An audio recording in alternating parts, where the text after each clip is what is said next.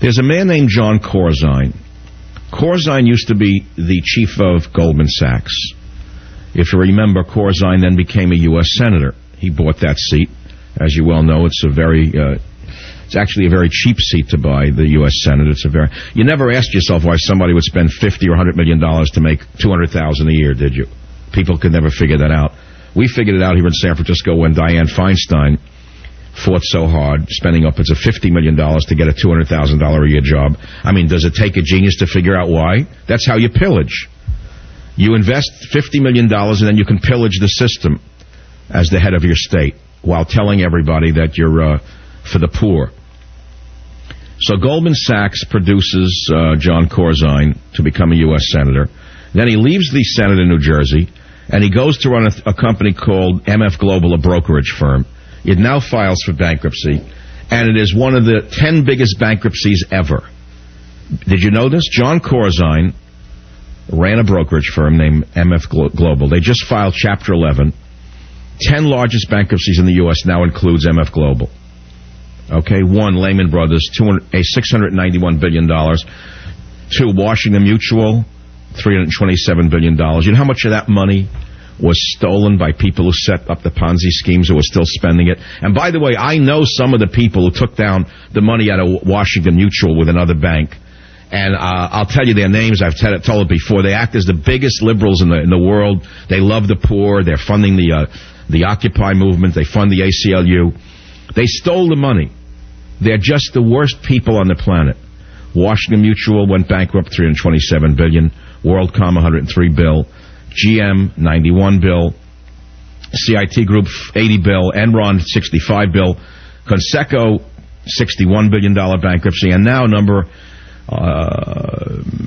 Global is $41 billion as of September 30th and rising. Chrysler went bankrupt at $39 billion. Thomberg Mortgage went bankrupt at $36 billion. And PG&E went bankrupt at $36 billion. But now MF Global is at $41 billion, run by none other than ex-New Jersey Senator John Corzine and former Goldman Sachs Chairman John Corzine. Okay? It's amazing. Just amazing. I'm watching reruns and the new season of a show I didn't originally like called Boardwalk Empire. I've actually come to like it a lot. I've gotten used to, I forget his name, the skinny guy from The Sopranos. What's his name? Buscemi. I didn't like him in the lead role, Buscemi. But he actually is starting to grow on me. He plays the part so well, and you do see the deft hand of Scorsese everywhere. It's very well written. The violence is extremely graphic. I wouldn't recommend it. Most of you don't get HBO. That's fine.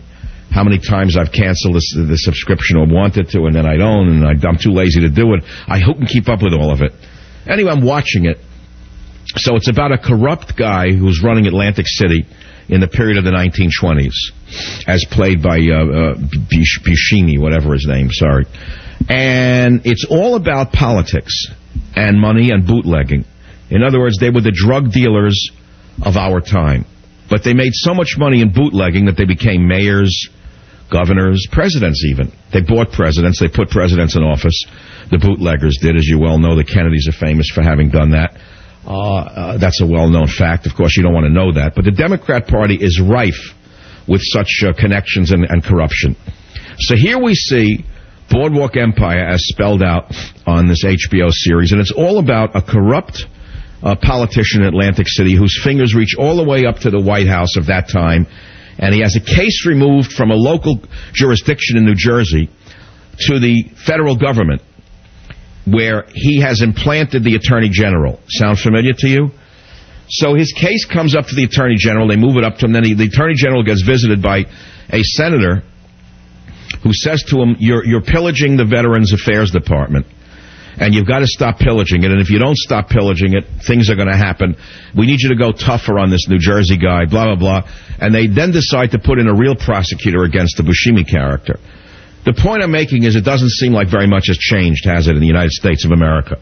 Just substitute something else for alcohol, and you'll see fundamentally it's the same country as it was in the 1920s, with a major difference being that we don't have the core of patriotism that we had then.